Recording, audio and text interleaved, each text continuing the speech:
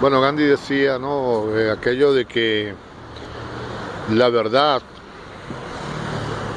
no importa que la tenga una sola, esté en manos de una sola persona, mientras miles, la grande mayoría, no, no la respalden, siempre sigue siendo la verdad. No importa qué cantidad de personas esgrime la verdad, aunque sean minoría. O sea, la verdad es la verdad, aunque la tenga una sola persona. Entonces, eso nos habla de que las mayorías pueden agrupar algunos paradigmas que son realmente inconvenientes o falsos, ¿verdad? En función de una sociedad. Como también pudieran tener mucha la verdad también. O sea, las mayorías también pueden ostentar una verdad. Pero en el caso, estamos hablando ahora de un problema que se presenta particularmente creo que en México, donde hay una situación de los libros de textos, hacen una pregunta, la diferencia entre testículos y huevos. Ahí ya lo ponen con H, ¿verdad? En el video. Y claro, la diferencia entre testículos y huevos, bueno, los testículos todos sabemos qué son, y los huevos son las posturas de las gallinas, ¿verdad? Que se comen fritos, encochados, etcétera, revueltos.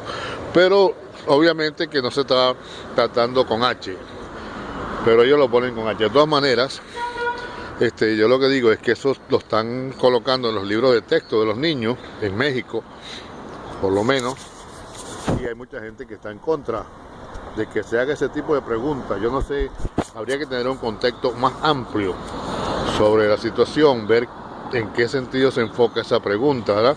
Porque una cosa es, por ejemplo, que tú quieras transformar para que los niños digan, en vez de testículos, digan huevos, o con G, o para que simplemente reflexionen acerca de que hay un lenguaje coloquial, popular, o vulgar, vamos a decirlo, ¿no? En términos de cómo se ha usado siempre esa palabra académicamente, el vulgo, y pues, lo que es el lenguaje académico precisamente, ¿verdad?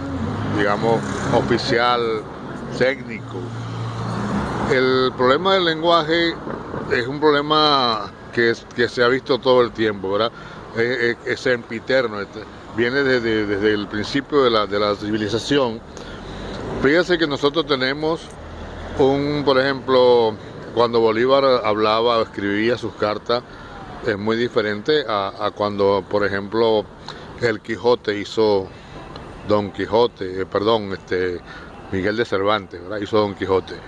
Es decir, el lenguaje ha venido evolucionando todo el tiempo, pero siempre ha habido como una tendencia hacia lo que es un lenguaje que se trata más que todo el aspecto gramatical, más que la forma, punto de vista social. Es decir, hay una tendencia, digamos, de carácter no capitalista, ¿verdad? De carácter o de un capitalismo de Estado, o una izquierda, pues, o el comunismo, que piensa que el lenguaje oficial, técnico, perdón, es algo que para la clase dominante, que ha servido para dominar a las personas, ¿verdad? Obvio que esto nos está hablando de un asunto de la hegemonía del poder, porque si el poder lo tiene la tendencia capitalista, de capitalismo de mercado, obviamente que el poder va a intentar tener una forma de preservación del sistema, igual el capitalismo de Estado o comunismo. ¿Por qué? Porque todo el mundo, eso es lo que trata. O sea, tú tienes una propiedad o un dominio de algo y tú tratas de preservarlo, o sea, crear mecanismos de preservación. Es decir, que si tú cambias de testículo, por ejemplo, que es un lenguaje técnico, para no decirlo de la otra forma, a huevos, tú estás formando otra manera, otra forma de hegemonizar la situación a favor del capitalismo de Estado.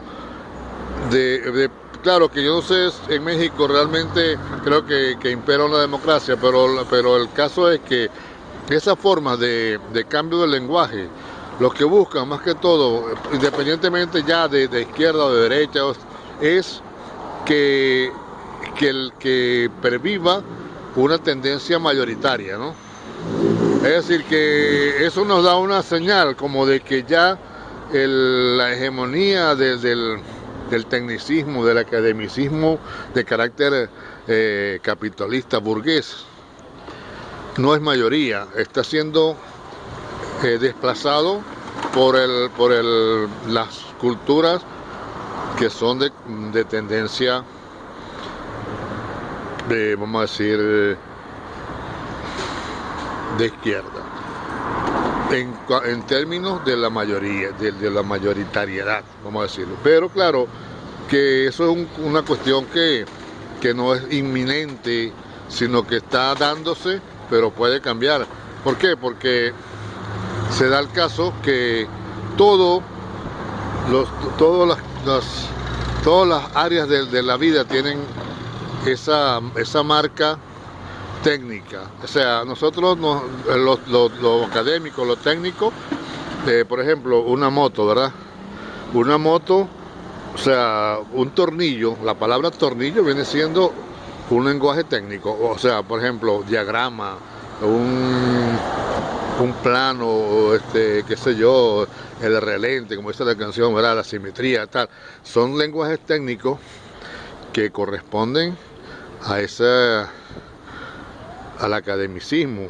Entonces, si tú vas a cambiar testículos por huevos, entonces también te estás comprometiendo a cambiar el diagrama por otra cosa, por borrador, por garabato, ¿ves? O sea, tienes que cambiar todo, pero eso es una tarea titánica. Eso es algo, bueno, o sea, me parece que hay cosas más importantes.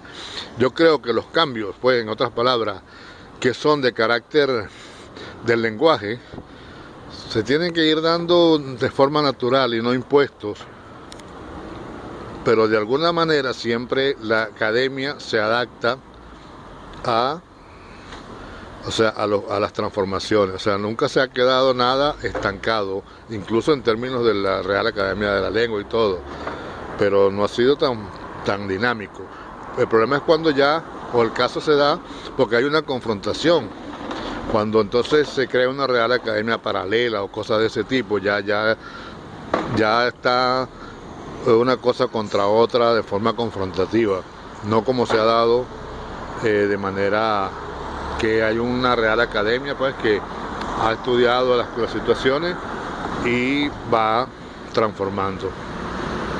¿Sí que se entiende?